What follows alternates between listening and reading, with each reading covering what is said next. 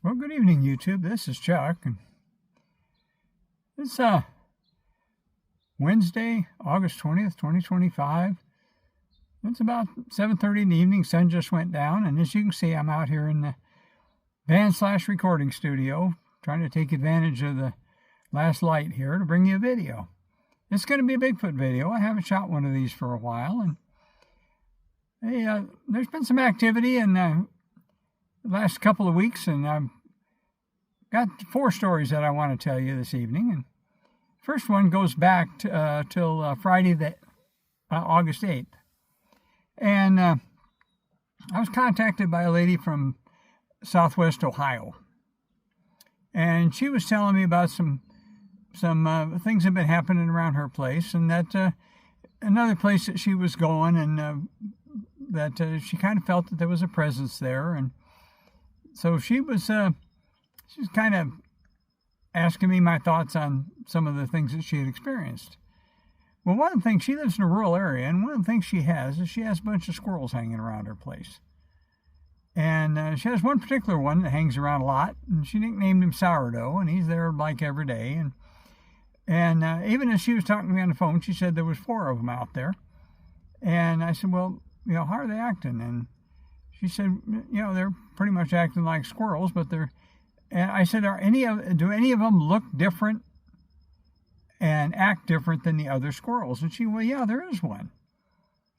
And she said, there's one that's got a dark head, his head's black, and he's got a white chest, and the other squirrels are all brown. And I said, well, does that squirrel act different than the other one? She says, yeah. She says, he sits kind of close. She says, pays a lot of attention to what's going on. And so immediately, my thoughts went to wonder if maybe those squirrels really weren't squirrels, or at least part of them anyway. So I asked her to send me a picture of this squirrel. And so she did. And sure enough, it's a dark head and a white body.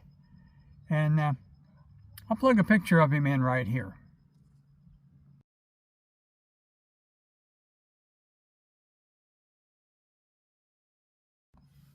Well, I was looking at this squirrel, and immediately I got the name Dixon popped into my head. And so when I was talking to her on the phone, I said, let's ask her, see if you get anything from that. Well, I walked her through the process, and she immediately got tingled, and and turned out that there's one out there named Dixon. And I'm pretty sure that Dixon is that dark-headed squirrel that's shapeshifted. So I started asking her for other names, and I got a name Angela popped into my head, and she didn't get that one. And then so a little bit later, she was sending me other pictures of squirrels, and she asked me about another one that was sitting in a tree, and she says he was acting a little odd as well. And I downloaded the picture. That's fire radio. We'll turn that off. So I downloaded the picture and blew it up to where I could get a good look at him and kind of concentrated on him. And I immediately got the name Wilshire popped into my head. So I let her know about that one. But that was pretty interesting, because I think she's got a family group of Sasquatches that are hanging around her house, and I think they're basically hiding in plain sight in the form of squirrels. And maybe not all of them, but at least 1 or 2 of them. So now we'll fast forward here a few days to the next Friday, the 15th. And I had a lady that responded to commented on one of my videos and wanted to know how to get in touch with me. So I gave her my email address, and so she emailed me with her phone number, and I immediately for some reason I felt I needed to contact her back right away, so I did. And well, she turns out she lives in southern Utah. But she grew up in the Seattle, Washington area. And the house that she and her parents lived in when she was a little girl backed right up to the woods. And they actually had a sighting right there at their house. And kind of freaked the whole family out. And she used to have horses, and she'd go horseback riding with some of her other friends, young friends that had horses as well. And they had some kind of spooky things happen in the woods as well. So you know, she'd been kind of around the unusual stuff her whole life. And so right now, she didn't live out in the country. She lived in town in a subdivision. And so after talking to her a while, and she's telling me about her background and everything, and I thought, you know, I wonder if we should just give this a try, because I think, based on the things she was telling me, that they're trying to reach out and talk to her. And so, you know, we're talking middle of the afternoon in a subdivision, you know, and not in a rural area. And so I had her, you know, sit down like I always do and try to clear her mind and ask if anybody was there, if they'd let her know they were there. And she immediately got a tingle. And, you know, everybody's tingle is different. And, but she was getting a tingle. And if I remember correctly, it was getting like a ringing in her ears sensation. And then she was getting felt something on her forehead. Well, so I went through the process and asked how many were there, and I got one. And and that's pretty unusual. Usually there's more than one. Well, so I asked him, you know, can we ask you your name? And I immediately got back something that began with a D, and so did she. And that was pretty remarkable. Well, originally I thought the name that I got was D-O-N-G, Dong, or Dom, or something like that. And she was getting Don, like Donald, short for Donald. And so we went with that. It was either Dom or Don. But asked him how old he was, and he came back and said he was 17. Well, then almost immediately thereafter, she had another one reach out to her. It was a female energy, and her name was Cheryl. And she's 32, so obviously there's more than one of them there. And then right after that, there was another one that was an older one. And he gave the name of Mark, and he said he was in early 70s, either 72 or 74 or something like that. So in a period of about, good golly, a minute and a half, we got 3 of them responded to her. Well, we talked back and forth a little bit, and she was getting a pretty good handle on the whole thing. So I told her we'd talk again, and, you know, to keep me advised if anything happened. I was going to go ahead and let her continue her conversation with them, because she, like everybody else, she's just blown away by all this. And, you know, and the fact that it was just, when it finally happened, it was just so clear and so easy. Well, she texted me later, and she had another one show up, and his name was Harold, and he preferred to be called Harry. And I didn't get an age for him, but he was a prankster. He's a joker. He has an excellent sense of humor. And he actually gave her a visual of himself. And in that visual, he puffed himself up to look bigger than he probably was. And, you know, to get the whole big shoulders and 8 foot tall and all that kind of stuff. And she got the distinct impression that he wasn't really that big, but he was just doing that to joke with her. And she told him, you don't have to do that. I'm not scared of you. You don't have to be that way. But she says it was like he was showing off to her how big and muscular he was, and that his shoulders were just massive, almost to the point of being cartoonish. And so anyway, so now she has a whole group of them. If the light just changed, it's because the camera just shifted to evening mode because the sun's going down. We don't have a real good sunset. If we get a better sunset, I'll give you a quick picture of the sunset. So anyway, she's been talking with him, and she's wanting to move, and she's been getting a visual of a little cabin in the woods somewhere, up in the northern Rockies or somewhere. And so she's wanting to go see if she can find that cabin. Because she said the minute she sees it, she's going to know it. She described it to me, and, you know, it's not a real unusual look for a cabin.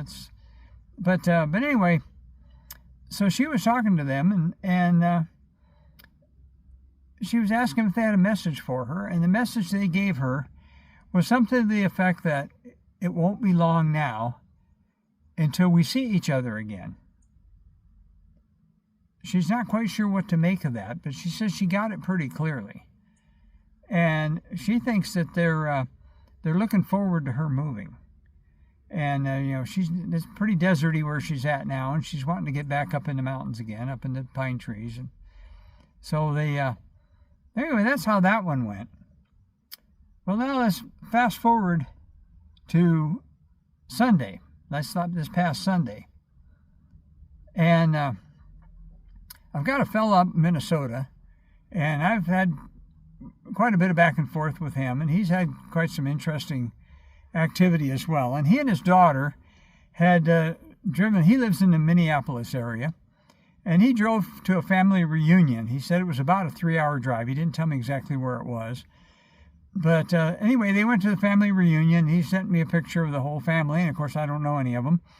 But anyway, he on the way home, they were driving down a country road, and there was an old bar building, apparently a boarded up old bar. And standing right behind that bar, right up against the tree line, they actually had a sighting, full solid sighting, described about 8 foot tall, kind of a reddish brown in color, very, very human-like facial features. And both of them, he and his daughter, both saw it very clearly.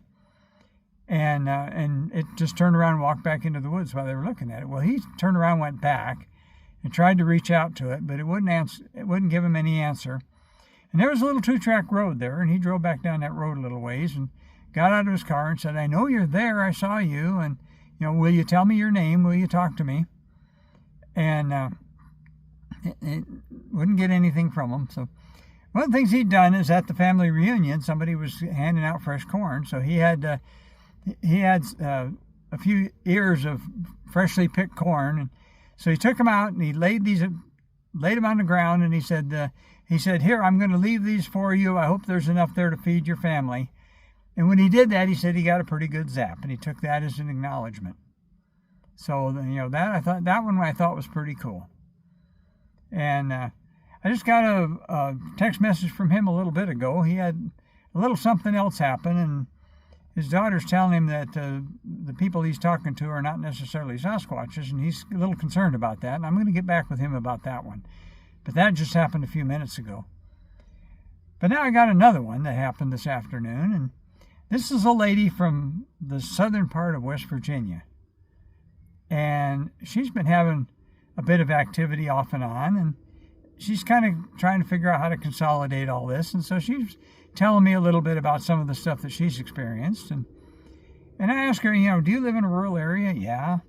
Are you out on your back porch right now? Yeah. Well, there's a time difference, so it was a little bit later back there than it is here in Arizona. And so I decided just to go through the process with her and just see what happened.